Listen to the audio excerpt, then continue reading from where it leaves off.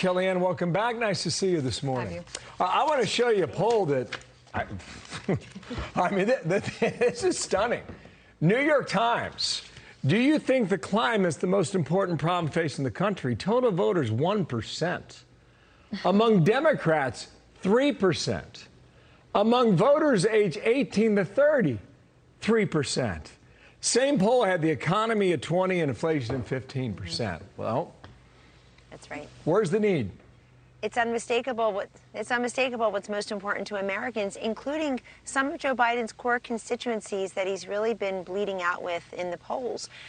In the CNN poll also, Bill and Dana, you saw 68% of Americans say that Joe Biden does not focus on the issues most important to them. In fact, 57% of Democrats, 35% of voters of color, and 23% of young voters all said that Joe Biden focuses on the things most important to them. So you see this disconnect. 1% on climate change, 35% combined economy and inflation.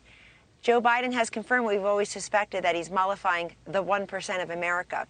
But also, I would add his focus, his new executive focus on climate change to the very long and growing list of Americans looking at the Biden-Harris White House and saying, that makes no sense.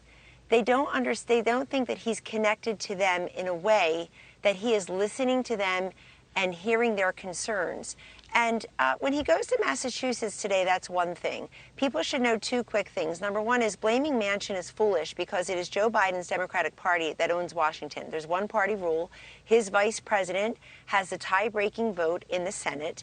They can be passing legislation. So if Joe Biden goes around Congress to try to move funding away from things like military and disaster relief funds for green energy, people are going to be upset with that, particularly if they're hard hit by hurricanes. Number two, on Earth Day this year, just less than 3 months ago, Joe Biden took a round trip from Washington, D.C. to Washington State, emitting more carbon than 8 Americans do each year, just in one round trip, to make the point about climate change on Earth Day. Total disconnect. And I think that's what's really costing him a lot of goodwill among people who otherwise want him to succeed and want him to run again. Well, the other thing that's happening is that the White House knows that they've got problems, not just that poll, but across the board. And now, apparently, they are looking for a brand new communications team.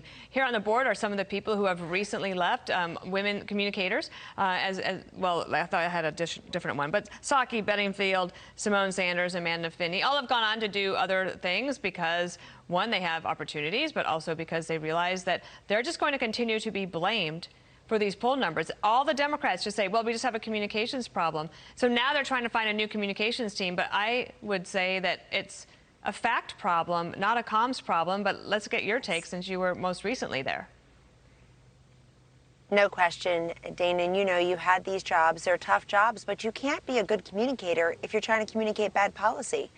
And if your boss, in this case the president, and frankly the vice president, aren't that nice to the people around them, particularly the press. When Joe Biden got off of Marine One at the White House around 11:30 local time after his trip abroad, which was very embarrassing, coming back empty-handed, he came back with less oil than the Tin Man had in The Wizard of Oz. I mean, he came back and they asked him a very simple question that was on everybody's mind about the fist bump, and he yelled at the press, Dana and Bill, for saying, why don't you ask questions that are important? It's a very important question. Why did you fist bump MBS when you were over in Saudi Arabia? But I think what I also fear, and you and I had different relationships with the presidents that we worked for, apparently, than maybe they do currently. I also fear that there's nobody telling Joe Biden and Kamala Harris, this is not going well. We need to course correct. It's not a comms problem, it's a fact problem, and it's also a policy and priorities problem. We see that today in the climate change focus. And even the people who don't have families say that they've got to leave the White House to spend more time with their families or someone's family. So it just shows you, I mean, for 15 senior staffers to leave Kamala Harris's vice president's office, she's the first woman and first woman of color to hold that. Think about how historic it would be if you were there. But you can't do it if you don't have the people at the top. And I think Ron Klain's to blame here, too. We don't see much of the chief of staff. He likes to tweet. We need a leader, not a tweeter, in the chief of staff's office. Kellyanne, thanks for your time. And we'll try and book the Tin Man for tomorrow. Okay? I like. You got it. I'm going to resign to spend time with somebody's family. That was a good one. And I might just use it for myself on the 5 Take tonight. care. Thanks, Kellyanne.